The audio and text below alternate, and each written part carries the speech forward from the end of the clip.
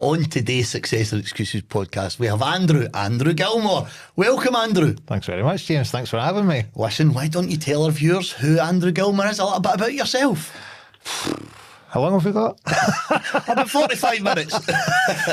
I've been in security for longer than I care to remember. Best part of 25 years. Started a security business 7 years past October. Survived through COVID. Had a great year coming out of COVID, 2021 to 2022. Made a lot of money. Bought 3 properties. Sold the 3 properties the following year. And it went south very quickly, James. So now I am at the point where I own Dima Group, or the holding company called the Sen Group Holdings. Just acquired our first business, Elite Painters and Decorators. Yeah, I've seen that. Last year.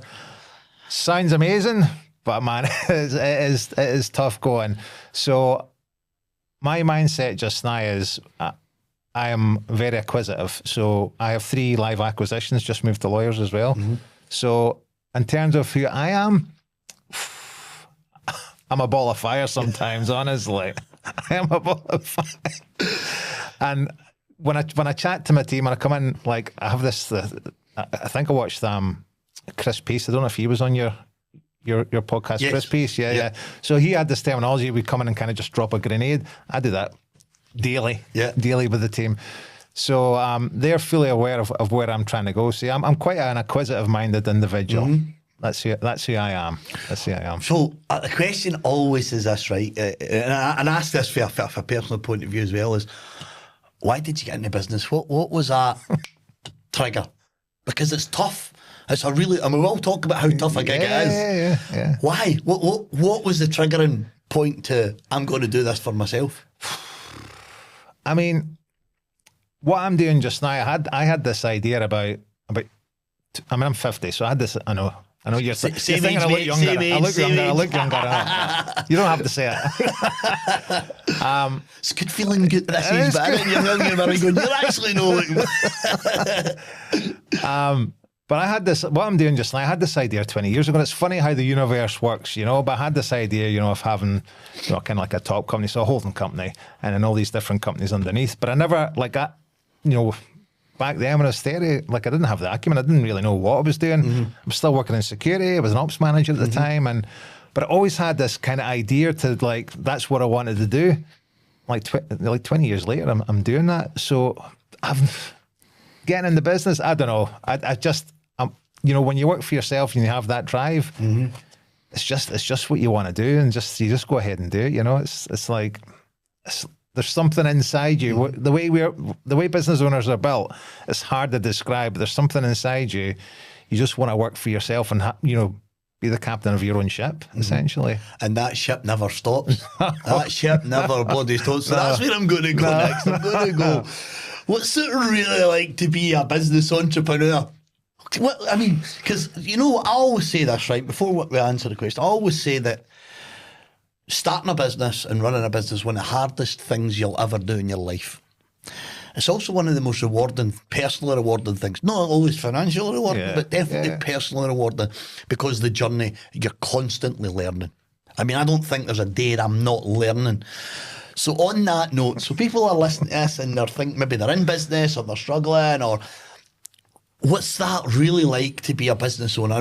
Of multiple businesses, I may add. I just pay myself a wage out of the business, James. And it's just my wife is the main breadwinner in our household.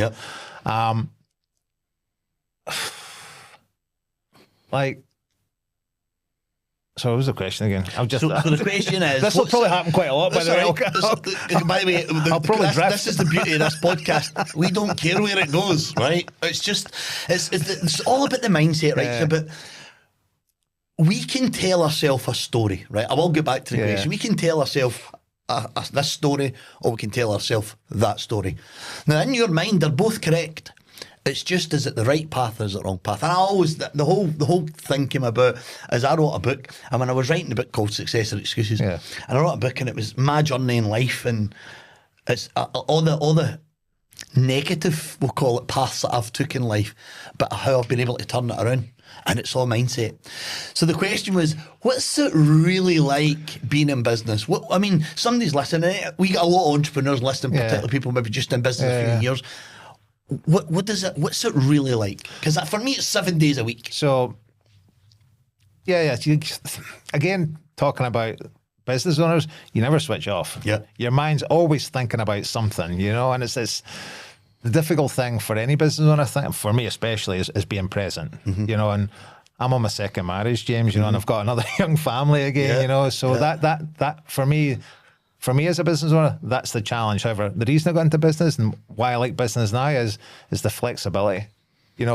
The financial stuff, like I'm never going to be a millionaire. Well, you never know. Maybe. You never know. Let's get the mindset right here. You never know. This time next year, Rodders. I said that about 20 years ago. So the biggest thing for me, James, is flexibility and being a business owner. What's it really like? Yeah, it's hard sometimes, but it's really rewarding as well. Like I can be fairly active on LinkedIn. I haven't been for the last few weeks because just there's so much going on. But we had our office team dinner in January because we're so busy in December. And everybody's having a great time. I just took a wee picture of them, and I put it. And this is the truth. This is me being completely honest and transparent. I just put it on LinkedIn, and I've been asked what success looks like to me many times, and that for me, that's success. Yeah. Seeing a happy team enjoying themselves like that, that's the financial, fine, whatever. Like I'm not interested in money. For me, it's like having an amazing team that shares my vision and where I want to go. Yeah, love it. Absolutely love it. By the way, I want to stick to that word vision, right? Because I'm a huge believer in it, right? Really having a vision of what does that success look like? What does that future 5, 10 or 15 years down the line look like? How much does that play in the decisions that you make in business? Because to be involved, I mean, I've got a couple of businesses, not as many as you, and it is additional headaches, right? Whether you like it or not, the more business you have, it's different decisions because different, businesses in different sectors and they all have their own problems. The question really is I forgot the bloody question there. You go, how does that sound? It's about why. So why did you really get in? So you're business owner, and then you know the problems and the challenges that we face, and that vision. What was the vision that's enabled you to get into additional businesses? What was that? Why? Because people might be listening, going, "God, another business." Yeah, there is a strategy. There is a strategy. Even though I forgot the bloody question. I have that effect on people. So, around about April last year, again, I've always been acquisitive. Yeah. But in my mind, I always thought you have to have a big stack of cash in the bank to buy another business. Is certainly not the case. And obviously, I'm learning that now as I'm doing more deals, I'm going to dive into that bit as well. But I started working. I'd been following this guy on LinkedIn for ages. I was a bit of a voyeur. I was always kind of liking, but I never reached out to him. And it just got to the point where, the security business, I don't hide anything. You can see it come this house. We've made losses the last 3 years. We've posted a loss. Well, I've posted a loss last year as well. And I got to April, May last year. I was like, I can't keep doing this. Like, this is so painful. Something has to change. So I reached out to this guy, Stephen Pettigrew. I know Stephen. Stephen's on this podcast in a couple of weeks. Stephen, I would like to say, we haven't met up in person yet, but I would over say, in Dubai now. We're quite friendly. We speak like quite regularly. I'm still doing something with him just now. I've stopped working with him in terms of the mentorship, but it was him and Jamie Simpson. That's how I got into it. And what they've taught me has completely shifted my mindset. It's completely shifted, James. And now so we completed our first deal last November. We've got 3 live deals just now. So 2 have just moved to lawyers, should complete in the next 2 or 3 weeks. And 1 is just still at heads of terms. We'll move to lawyers quite quickly, but that's due to complete end of April. So even this group in itself, I've done a 3-year growth plan, and this group will be generating 5 million revenue with an EBITDA around about 850k. Ooh, however, nice. You have to make that happen. It's not just these businesses and it happens. It's going to take a lot of effort. However, going back to what the strategy was, looking at the security business, I was like, I can't keep doing this. So again, shift the mindset, started looking at acquisitions. And the strategy is I created this holding company called the Sen Group Holdings that will acquire businesses into this group. When these businesses are acquired, they will use DEMA Group as their back office support, and DEMA Group will charge each of these businesses a management fee. Yeah. So it's generating revenue for DEMA Group, plus offering back office support for these businesses that we acquired. So it's worked for the paint and decorating company. The paint and decorating company, great wee business, very profitable, owner operated. Everything was in his head. Yeah. So it's how most businesses are, man. particularly in the trades. So we've took that business on, we've nurtured it, we've systemised it, and now it's starting to move. We've had a couple of challenging months like January and February, but again, that's down to me. I own this, not checking the pipeline of work that he had. Yeah. So, because good painters and decorators should never be out of work. No, I mean, really. Aye. He's trying to get one. He was never out of work, James, but he didn't have a pipeline, so he would just wait on the next job coming in. Yeah, and he's basically working for himself. Exactly. Then. Yeah. Self-employed. Aye. Yeah. But we have turned that business around, and it'll take a bit of time in terms of the flow of work coming in. But it's we can see that there already, and interestingly enough, we are doing a bit of cross-selling just now with our clients from the security business. So the 2 site visits last week, one for student accommodation that we provide security service to. So we did a quote for them for painting just their corridors. It was over 100 grand for that job. And then we did a site visit for one of the hotels we provide security to for doing wallpapering. Right. Which is quite a big job as well. So there's like without even going and looking for work, there's opportunity there. If you're looking for opportunity, you can find. I always say, like, if you as long as you're looking for it, you will find it somewhere. Absolutely. You've got to have that optimistic, view of what's next. So, so buying businesses, really working with somebody. So, by the way, the last podcast I was doing, remember the guy who's sold a multi-million dollar business? He was talking about something similar, and what he was saying is. There's only so many best practices, right? And if you can get that right, you can try and take that blueprint into any business. So he was talking about, he wrote a book about it, right? And his book I think goes live in June or July, he mentioned, or maybe it was April, anyway. And what he was saying is, once you've built a blueprint, you can take that blueprint into any business. And by the way, I want to also mention about the trades. It is particularly home improvements type of trades, right? Joiners, that kind of plumbers.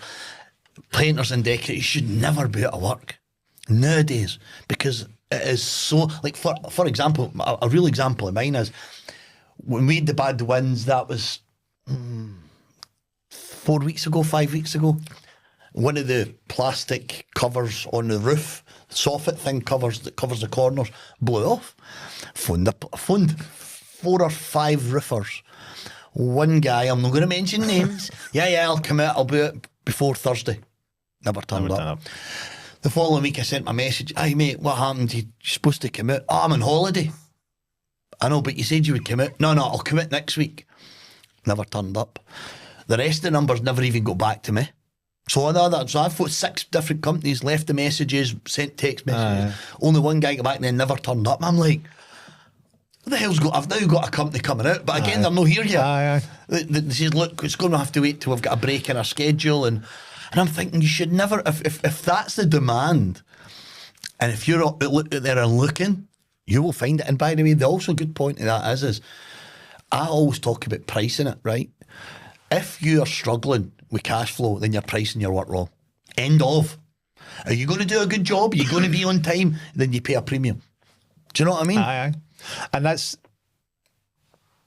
made the conscious decision with the decorating company. We're only really looking at commercial jobs, to be honest, James. Like residential is fine. I'm not saying we would never do it, but like our focus is really commercial. That's where we're looking to go. And the longer term stuff. And you can really plan your cash flow. Exactly. And when you're working with like tier 1 contractors, they tend to have projects that last 6 to 12 months, potentially longer, so like that's easier to grow a team as well. And look for future business. So yeah. But that's a tough gig though, going for contracts. Tough. I mean, that also is a tough gig, because a lot of, particularly in the kind of construction sector, they're not always the most profitable, some of these contracts, right? But what they do is they pay the wages. Aye. Right, they cover the wages, then you're looking for the cream for the rest of it. Yeah. So going back to the businesses, what is the future? What does the future for you look like right now? So you're looking 5 years into the future. What does it look like? So I did, again, there is a strategy behind what I'm doing. Yeah. So when I started this, I was 49, no, 50, sorry. So I had a 5-year plan. And my 5-year plan was to acquire 10 businesses into Ascend Group Holdings. Yep. I've actually just put a post on LinkedIn this morning before I came in here. So we're on a course just now. I've completed 4 deals within 7 months. So if we get to 10 deals before the 5 years, I'll just keep going, James. Like, again, I'm 51 this year and I'm still full of energy, full of drive. So the goal is just to keep going, get until I'm 55, kind of see where we're at, and then decide, okay, is there more fuel in tank? Okay, let's just keep going then. Like, I don't like, some people say you have to have like an end goal in sight. I don't. My end goal is probably at one point sell the business up, and then go do something else. Yeah. And I cannot imagine. This sounds crazy to most people. I can never imagine retiring. Nah. I love working. Yeah. I actually really enjoy getting up early, putting in a shift. I go to the gym, and I actually block the gym, right? So Monday, Tuesday, Wednesday. I take Thursday off because I do my podcast. Friday, Saturday and Sunday. They're blocked. You cannot have a meeting with me because I'm in the gym. Yeah. And that's just how I keep myself. I just can't imagine retiring. Do you know that? Aye. I think to myself, what would I do? I love playing golf, but there's only so many games of golf you can play. I'm not a kind of pub guy. I'm not into the pub and all that. So, like, what would I do? Go to Thailand and buy an ice house and do what? Do what? I'm going to say something here, and if my wife watches this podcast, which she probably will, she'll be like, "You're such a dick." But like, I love going in the office and I'm chatting to the team and having a bit of banter with them. But my wife, like, when you come home, you don't say fuck all to me. You're like mute. It's like, because I've nothing else, I've nothing left to give. As you leave it all at work. See, me and my wife work together, so we started the business together. Fair play, James. So we go to the gym together. We work together. I mean, she runs the business. Aye. I'm the face of the business now. I'm going to say, I wouldn't say I built it. We built it. But my idea, and then eventually I says, look, this is too much for me. I really need to get you involved. And slowly she got involved, and now she just runs the business. Yeah. She literally runs the business. She's taught herself about all the technology. We built her own CRM. She's now the super user. She can get in the background and do blueprints. And her memory, man, it's just... I don't know how to describe it other than freaky, right?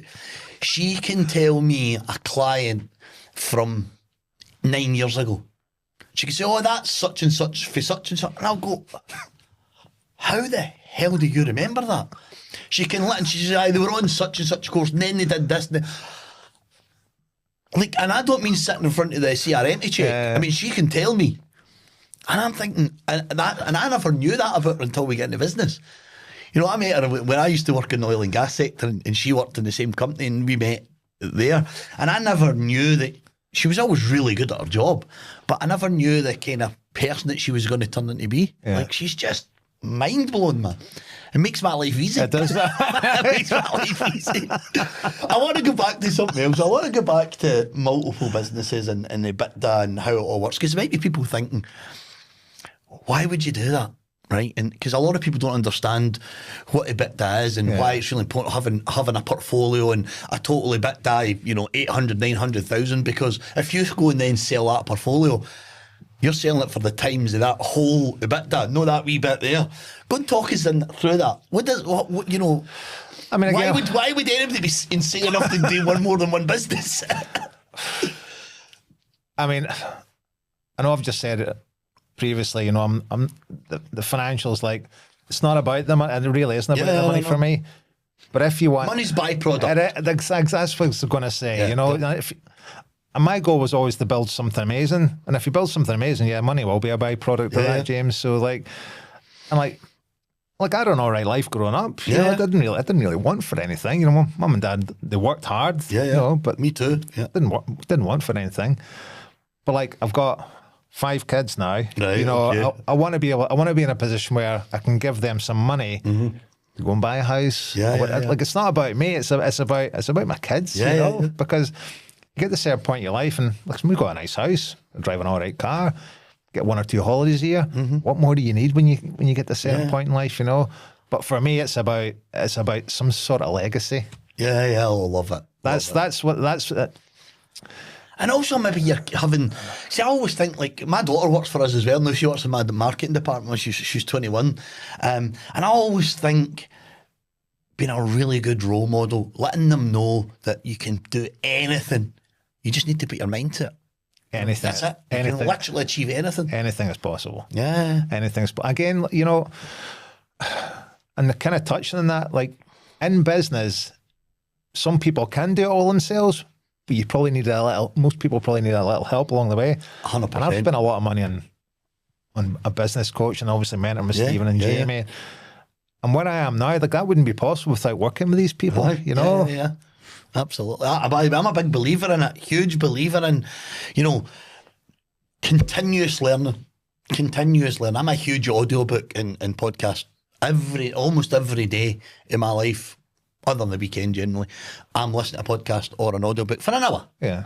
And it's cybernetics and about the mind or about business or about finance or about this, or it's always something that's going to serve me, right? Because there's a saying, you've heard the saying, knowledge is power, right? Yeah.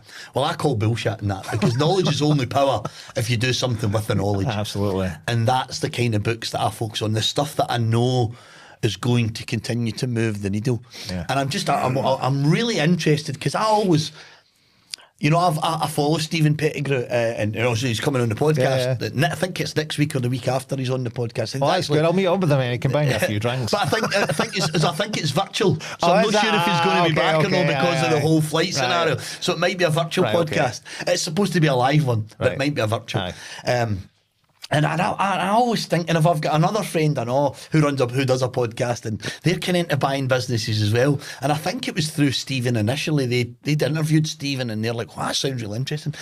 I still have this limiting belief, we'll call it, about, as you said, like, surely you must have money to buy businesses. Surely you must need to have some kind of capital. But it's not true, is it? And the thing is, even the biggest deals, like, the biggest deals, they don't get the seller doesn't get a massive chunk of money up front. Mm-hmm. The deal is structured over so many years or whatever it is, you know, and like that's like I honestly don't know when I'm going to stop. And again, I've got quite an addictive personality, so like I'm kind of addicted to buying businesses just now.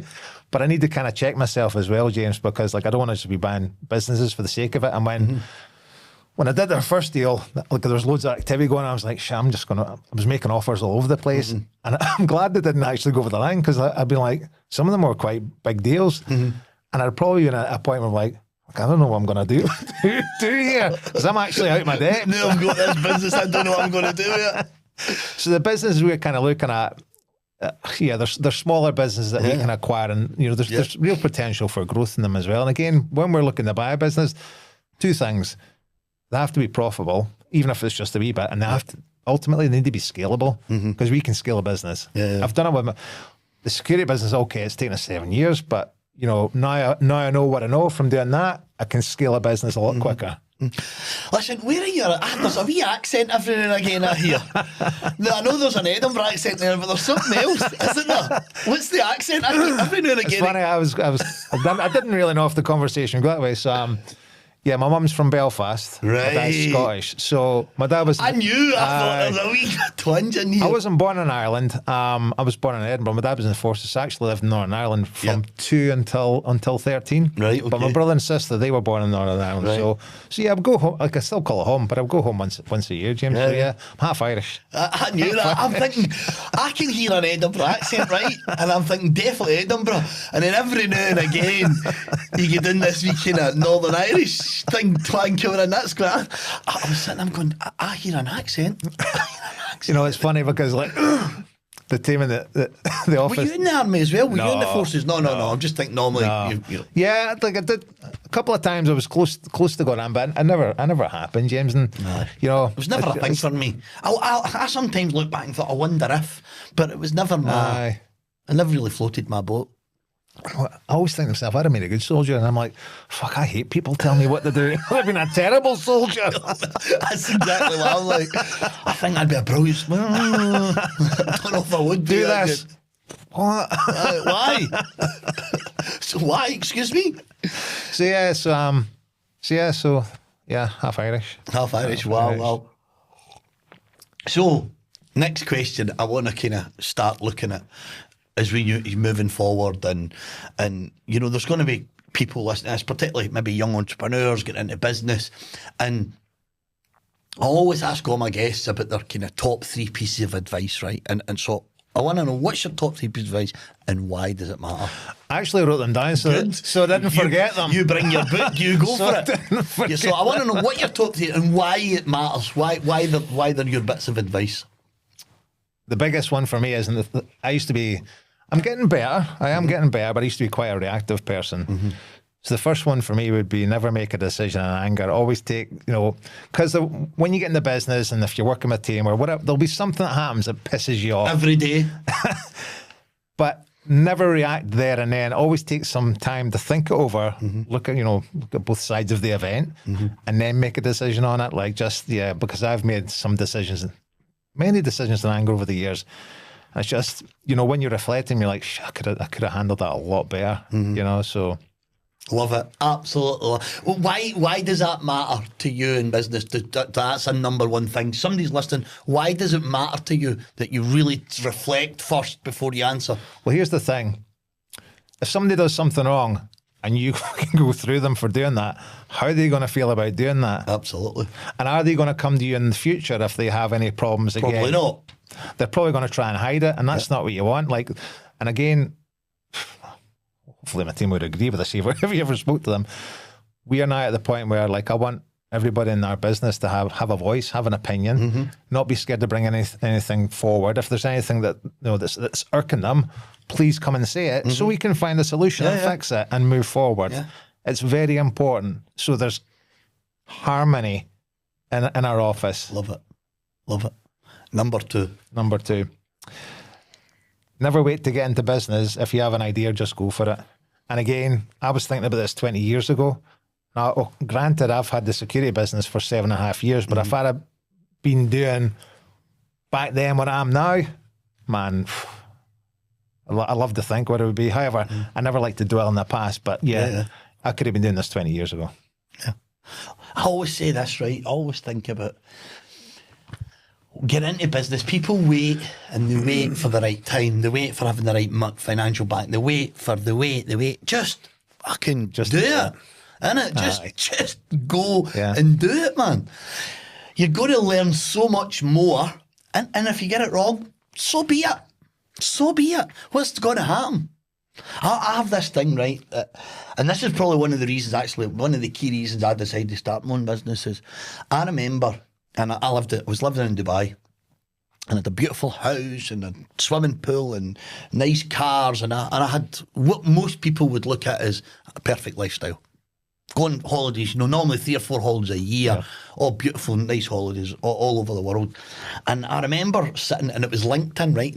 And it was going back to 2013, 2014. And I remember reading an article on LinkedIn. And I only used LinkedIn for hiring people. LinkedIn was just for hiring. Yeah. I'd go to LinkedIn if I wanted to hire a specific role or person. Never used it for anything else. But I remember reading this article, and it was a palliative nurse, looks after people at their end of their life. Yeah. And she interviewed over a couple of 100 patients, and she asked them their 5 biggest regrets in life.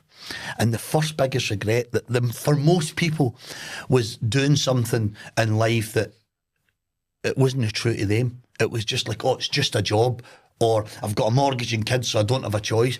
And I thought, imagine being on my deathbed and regretting the choices that I've made. And I thought, that was the trigger for me. And I'm thinking, yes, I've got a great life. Yes, I make great money, but I wasn't happy. I wasn't happy. I was constantly looking for the next thing. Do you know what I mean? Yeah. And I thought, no, that there's got to be more to it than this. There's got to be something else. Anyway, I want number 3. Well, I was going to just going to touch on that, James. Yep. Like anybody watching this, you know, yeah, I've got a few businesses in the go now, but make no mistake, we're still in the trenches. Yeah. We're still in the trenches. Yeah. You know, this growth plan, like we have to make it happen. So, like, but business is not easy. But it can be the best thing you've ever done. Absolutely. Well, I said that right at the start. Yeah. I mean, business is a tough gig. I mean, see, if you're going to get into business, you need to be prepared to get it wrong, to fail, to worry about money, to keep awake, how you're going to pay the wage bills, how you're going to pay the tax, because they never go away. No. I mean, I'm the same. So we started a business 8.5 years ago, well, about 9 years ago, but 8.5 trading. Because when I first got into business, I had no bloody idea. So I went out there and tried to find, you know, what is it I'm here to actually do? But anyway, long story short, and those first couple of years, right, were horrendous, by the way. They were horrendous. Have you mentioned this? I was getting into we were shopping in the places and, you know, where the reduced prices and wondering how I was going to prepare my car to get to work. And I used to be writing the designer watches when I was into oil and gas, and a few really nice watches, and I sold all my watches. I think it was the second 18 months, 19 months in business. So, and by the way, and I had a few quid to go into business, and I blew it all. Right, a lot. I mean, the mistakes I made, right, very, very expensive, and it just to keep me going and to keep me going. And then when I had kind of 2.5 years, 3 years, I went for making a loss to make a profit. And by the way, me and my wife are in the business, right? So there's not any income. It's us. So we were literally, what we're generating, we're taking enough to live on, and the rest was back in the business, and then enough to live on, and the rest. And then into year 2.5, and it slowly we're like, okay. We made quite a good profit this year, but we're still only taking minimum salary and we dividends. And then we get into year 4 and we doubled in size again, and then we doubled in size again, and when we hit year 7, that's when we were like, okay, right, it's time to start taking a wage at this company, because it was, by the way, the company owed us loads of money, and then eventually we got to take it all back out. And then and I remember we sat down with our accountant and I said, right, I get it, the 12.5 grand dividends. It's changed. The tax laws have all changed now. I said, I need you to tell me, where's that tipping point between salary, dividend, and he says to me, I think he worked out, it's 52 grand. So I think our basics are like 45. Then your dividends, obviously put money in your pensions and all that through the business. And I think it was something like 50 something grand. He says, that's your tipping point. Any more? You want to reduce your wage, take a dividend anyway. So, and I thought, that's a good. So that was when we really started to actually make a living for the business. I mean, that's 7 years in before we were actually making a living. Yes, we were successful. Yes, we had staff, but with staff comes additional cost, and then comes additional marketing, and it just never seems to go away. And then the last 12 months, I mean, we hit 1.6 million last year. And this year we're lucky if we hit 1 million. It's not been a good year. It's been a really tough year. And you've still got to keep spending, you've still got to keep going on, and you've still got to push forward. But that's the thing, James, about business owners, you just don't stop.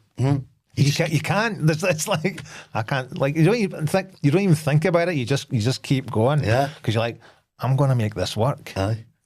It's a mindset, absolutely. And I always say, like, you've really got to push yourself. You've really got to push yourself right outside your comfort zone. I mean, get into new businesses, that's a comfort zone thing for me. I'm like, because I've got a couple of businesses, but they're all doing the exact same thing. They're just slightly different sectors. And I'm thinking, I wonder where I would be. Anyway. But I can only make that happen, because I have an amazing team behind me. Again, the shared division. 100%. And my wife's amazing as well. Like, you know, they support me in what I'm trying to do, James. Like, and she's got a full-time job. Like, you know, so you've got to surround yourself with good people. 100%. I want number 3 now. Be yourself. Be yourself. And I used to be that person that, I'd again, like watching Stephen Pettigrew, you know, be watching people on LinkedIn. I'm like, I want to post, but I don't know how I'll be received by other people. Fuck that now. Me too. You know, it's fine. I'm just there. If you don't like what I say and you're offended by that, well, that's on you, not on me. Because I'm just saying how I feel. And, you know, and I'm always, in terms of like rubbing people the wrong way, always trying to be like fair and polite about the posts that I put up, you know. But the post, I get hate, by the way. Delete, block, done. I don't argue. See if somebody's so far away from the way I think, I really don't want to know you anyway. I know. I don't. It's not happened very often, but yeah, it's the few times it has. I just don't engage with those people, James, because I'm not going to waste my time and energy on them. You know. Yeah. You know. Absolutely. You must be yourself. You must be authentic. You must. You know. And the thing is, you know, in business, we all wear many different hats, but just be yourself. And if people don't like you for who you are, then so what? Love it. So what, man? Absolutely love it. Love it. So that's your top 3 pieces of advice. That's my top 3. Okay, so we're kind of getting near the end now. I want you to kind of close off with. So maybe let's say somebody's listening to this podcast and they're thinking, I'd like to get into buying businesses. I'd like to know what I was about. What's your advice? What's your advice? Because it is a big subject of getting into that world, because there's so many people talk about it, but it's still quite I'm not going to say it's a hidden subject, but it's still probably a fearful subject for most people, particularly business owners, because they know the pain they face now. So why would I want to add pain in that?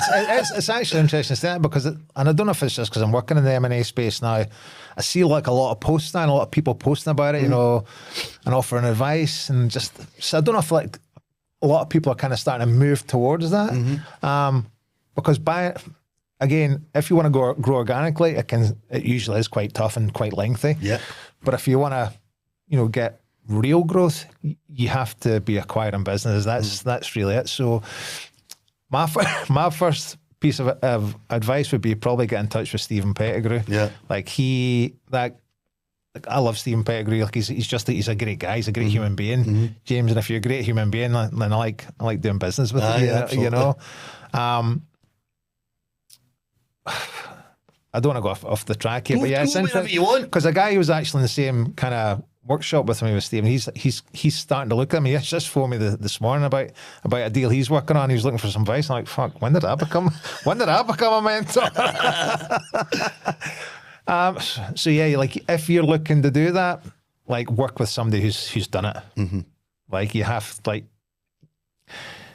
need somebody who could have evidence that they've bought businesses and acquired businesses and whatever, you know. Like, they know what they're talking about. They know what they're talking about, yeah. And they need to be a decent human being as well. Brilliant. Listen, how does somebody get in contact with you? So all your details will be on the podcast. They'll be on YouTube, they'll be on all the podcasts, they'll see all your details. But if somebody's listening, they want to have a blather with you, they're maybe interested in selling a business or getting into that. How do they get in contact with you? Whatever they want. LinkedIn, phone the office. I can leave my phone number here if they want my phone number. I'll all be on there. We go there. Yeah. Brilliant. Honestly, so LinkedIn. And the thing is, James, I am happy to speak to anybody. Like, I'm not the kind of person where if somebody reaches out and says, "Oh, I'd be interested to speak to you about this," I'm like, "No, I'm too fucking busy, mate." No, let's have a conversation. I'm the same. I actually love it. People say to me all the time, like, see, people maybe just starting out in business, or they're maybe struggling, and they'll like my stuff on LinkedIn, and they'll reach out to me, and I'll send them a link here, half an hour. There's my link for half an hour, and I'll just sit and I'm real and I'm really honest. Yeah. And I'm quite inspiring with people, you know. I can really lift them up. Yeah. I've a few people come in and say to me, you know, James, in the half an hour or 40 minutes that we've just been talking, I've learned more. I feel more pumped up than I've ever felt in all the years in business. And I love that, because all I'm doing is giving really honest advice and really honest opinions, and basically saying to people, like we've just discussed, business isn't easy. Don't think it's going to be easy. In fact, there's going to be more hard days than there is easy days, and that's okay, because that's how you develop. That's how you build your character. And I love the authenticity, right? The be yourself, because it's one of my core values is authenticity. Yeah. Because I love to have fun, and me and my wife, we instill that in our business. We're here to enjoy it. Yes, we're going to have hard days. And by the way, when we're hard days, you're going to have hard days. When we're having good days, you're going to have good days. Do you know what I mean? Yeah. And that's just how we've instilled in our business, because we want to build something special, I suppose, it's the easiest way. It's interesting, because I've been authentic today, but I switched my filter on today to make sure you had the better version of me in the podcast. Listen, I don't care what version. I just love this. The whole purpose of this podcast has always been around real, honest conversation. Because we'll go back to LinkedIn. I know we're kind of running out of time, but go back to LinkedIn, and a lot of what you see is all this success, right? All this success, and you know half it's shit, right? You know the industry. You know you're thinking that's not the real world. You know, you're not living in the real world. You're telling us a made up version of your own story because it's a tough gig. I mean, people say to me, "Oh, you know, you made your first million at 22 years of being," you know, and it's hard. I mean, it's really, really hard. I've got these salaries to pay. I've got my tax, my national insurance, your tax and national insurance. I've got my corporation tax. I mean, it's just never ends. It never ends. It never ends. But honestly, when they get up, it's still something that I thoroughly enjoy. Will I exit the business? Probably at some point.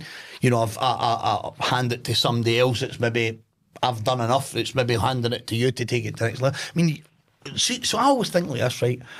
I've built something that is scalable.